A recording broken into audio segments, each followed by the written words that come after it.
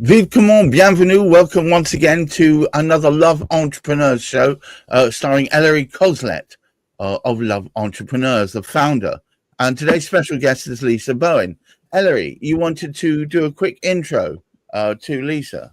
Yes, Lisa is a very good friend of mine and a super human being that helps so many business owners and entrepreneurs really truly, including myself, really truly understands what is really needed in order to set up a business in terms of resilience. It's not just about having that great idea, which is why I invited her on and will invite her on for a series of talks that we're going to do. So, Lisa, you may want to introduce yourself.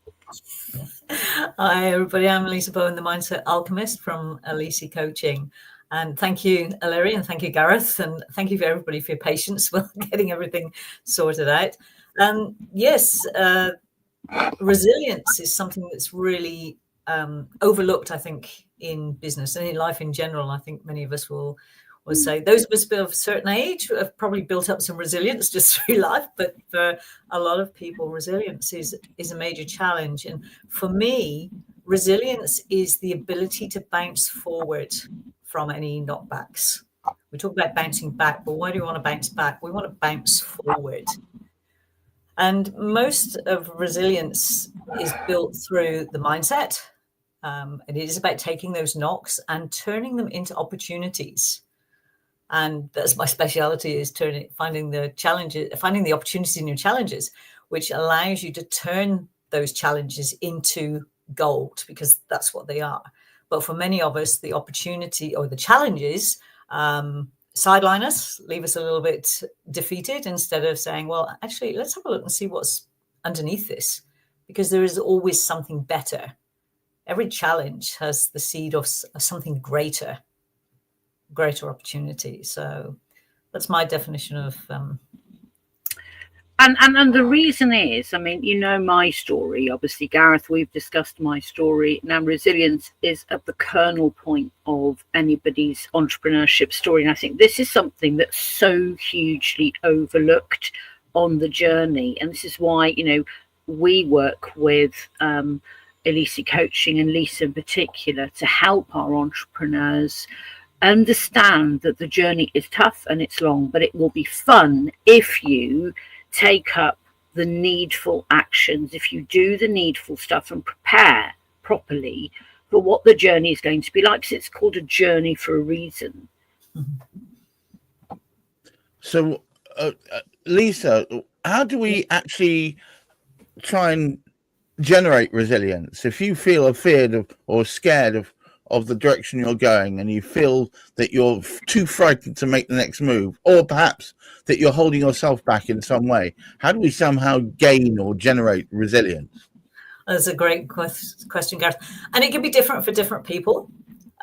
Depends on the individual's person's need for approach. So obviously the best way is to feel the fear and face it anyway, because the fear is never as great as we anticipate. Our mind builds things up to be way, way worse than they actually are. And if we think about any experiences in life, when we worry about something, we create something way, way bigger. We create these amazing stories in our mind. So when we can face fear head on, then we're more able to see it for what it is. And I think this is part of it. Now, for other people, Gareth, who don't like to bulldoze their way through life, as I apparently do, sometimes it's about exploring, okay, what is it that I'm actually scared of? And when we break it down, we often uncover something that has nothing to do with what we think the problem is. There's something behind that. And sometimes we need to go and explore that and find out what is behind that, what is driving this fear that we're experiencing. So it depends on individuals, Gareth, but for most of us, I'd say feel the fear and do it anyway. Just acknowledge the fear, explore it. And I like to explore things. And the reason I like to explore things is that when we're exploring things, there is no outcome. So we can only find opportunities because we're exploring. But when we say, I've got to do this and I've got to do this, we're setting ourselves up for failure straight away, because we're an outcome that may or may not be achieved. But when we go and explore, two things happen. One is, as I said, there is no outcome, so we can't fail. And the other thing is the freedom that gives us to just go and explore and let go of the need to achieve something. That is where the real growth happens. Ellery, would you say that your resilience is something you've always had, or is something you've grown into?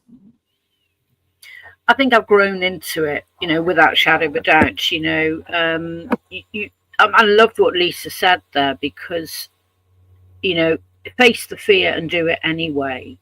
And it's a sort of mental process for me of actually getting behind, what is making me fearful? What's the real worry?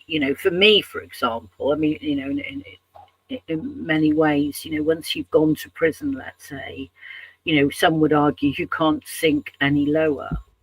I'm quite a spiritual person, so I sort of accepted that as, a part of my journey. Because once I'd accepted that I can shape my journey by taking opportunities as they're presented. Opportunities are presented to you every single day. We just need to look for them, and just look at that experience as an opportunity. This is life trying to teach me something. I mean, in my case, for example, I was able to teach many women to read. That's something, that is an experience that I would have paid a lot of money to have been able to have had in my life. Now, it might not appear, so linking it back to resilience, as long as you can embrace every opportunity as a learning experience, out of curiosity, be curious, rather than allow that voice of doom and gloom, which is a pre-recorded mantra of our minds telling us what it's all going to be like, and that we're going to be on the slippery slope spiral. Be curious about everything, but attached to nothing at all. Attached to nothing, because everything is really truly an illusion. All we have is the now and the us. Right. Yeah, we think we own houses. Yes, we think we own cars, but do we really? An earthquake comes along, or a tsunami, or whatever, a disaster comes along, and suddenly we don't. So why do we, and business is like that. If people follow the energy of curiosity, we talk about serving people, looking for benefits, but if we truly look at how we can serve people to get them to a better place, suddenly it becomes much easier. And the resilience, I'm not saying you don't feel the fear suddenly when you become resilient, you do, but you learn to recognize it as what it truly is. It's just an emotion. And very often that emotion, when you start to ask yourselves the questions, why am I fearful? It will always come back to, because when that happened in my former life, this is how I felt. It's usually about how it makes you feel, not about reality of what's actually going on. Yeah. Lisa? Yes. Is there a moment where you're not resilient and suddenly you are, or is it something that feathers in? I think there's a combination of things. I think some people are born more resilient than others. No, but it's certainly a lot of nurture, a lot of experience. So I consider myself fairly resilient, but like a lot of people, I've had a lot of experiences, particularly very young in my life, that developed that resilience. So I've probably been more resilient as an adult because of those experiences as a youngster. But for somebody who's maybe not had that, when you suddenly get knocked over as an adult for the first time, it's a little bit more of a shock. As kids, right. We get knocked over, we get up, we get knocked over, we get over. So I think, again, Gareth, I think it's an individual thing. Some people are naturally more resilient than others, but that doesn't mean that resilience can't disappear. Yes, because when we're worn away a lot, right, then that resilience can slide as well. So it can go both ways. You can have somebody very resilient. And I'll give you an example. I had this afternoon, I've had one of the most challenging days that I've had in a long time. And they got to a point I just wanted to sit down and cry. Good Lord. Now, for people who know me, they'd go, oh, whatever. But I'm still human. The difference is I just sat myself down and went, okay, this too shall pass. Something's going on. I know there's a lot. I'm detoxing at the moment. We've got all sorts of energetic things happening. This is just temporary and I'm going to be fine. And sure enough, half an hour later, I was fine. But it's because I've had all those experiences over the years of knowing that I'm going to be fine on the other side of it, that allows me to take that time out and not beat myself up because I'm a mess, but to allow myself just to take that time, recharge, give my body, my soul, my spirit what it needs, ready to come back up again, to be back to resilient. Well, so it's a process. But Yes. do you not first have to recognize it? I know a lot of people seem to be suffering from something called imposter syndrome. Yes. Whereby they suddenly look at themselves and think, wow, why am I doing this? I don't have any knowledge that backs this up. I'm a fraud. And it stops them dead in their track. Now, if you have a certain amount of resilience, you can say, whoa, hang on a moment. You were doing it fine yesterday. You can do it fine tomorrow. Yeah. Crack on. But some people find it just knocks them sideways. And that's what I perceive as a lack of resilience. Yes, and I'm inclined to agree with you, Gareth, because, you know, resilience can show up in lots of different ways. For some of us, it's just showing up every day. Yeah, regardless of what's happening, just showing up every day is resilience. You know, we call it persistence, but you've got to be resilient to be able to be persistent. Well, yes, quite right. But it's I mean, for me, I just put aside those thoughts and I say to myself, you've already helped people. The logic is if you helped them in the past, you're probably going to be able to help people in the future. Yeah. So you may be having what some people refer to as a bad day. Just push through it because tomorrow is a brand new day. I mean, I know it sounds very trite. Ellery, did you not find within your journey there were moments that you stopped and said, hang on, I can't do any of this. What am I doing here? Yeah, there were loads of times, but resilience is actually, it's not you deal with things and, every worry and woe goes away. It's that fervent belief to actually take the next step forward and to sort of trudge through the tar of life, regardless of what's going on, knowing that things will get back. Because don't forget, time, you know, this too shall pass. Remember, we respond to our emotional energies very often, right? It's an emotional response. The question, is it really real? How often, I can prove this scientifically, how often has anybody out there had a situation where in their mind's eye, they've imagined it's going to be really awful, you know, whether you're going to get a telling off from your boss or whatever. And actually they've come out of it afterwards and gone, whoa, that wasn't anywhere near as bad. That's me. That's forever catastrophizing. Because, and why did we allow ourselves to get so flummoxed by it all? Simply because our minds were overthinking it. Our mind's ego took over and actually did the thinking for us and played out the scene for us. And that's what happens with resilience. Resilience is that ability to, and you develop it, it's like a muscle. You develop it over time and you learn to self-test. But, you know, that is one of the most fortitudinal, sensible things that any business person could ever deploy and learn and investigate. Because once you crack that one, you're on the journey. You are going to get a lot of knocks, but it's about getting back up again. And allowing yourself sometimes that space to go, okay, I'm feeling really shit. I'm just going to go and sit under the duvet for the rest of the day. That's okay. That's okay. Absolutely. It's not okay to do it forever. Or to go, oh, well, you know, it was all doom and gloom. Nothing worked because I tried everything. No, you didn't try everything because you're not the Lord of the universe. That is the thing. Very often with businesses, you will need to micro change a few tiny little things and it suddenly works. Yeah. Yeah. It's amazing actually. When I look back, I used to overcomplicate everything. In fact, many things are far simpler than you give them credit for. Lisa, before I wind this up for today, have you got any thoughts on people out there who are looking at the screen going, yeah, it's all right for you to say that. You guys have succeeded. I'm at the start of my career. How do I get it going? Yeah.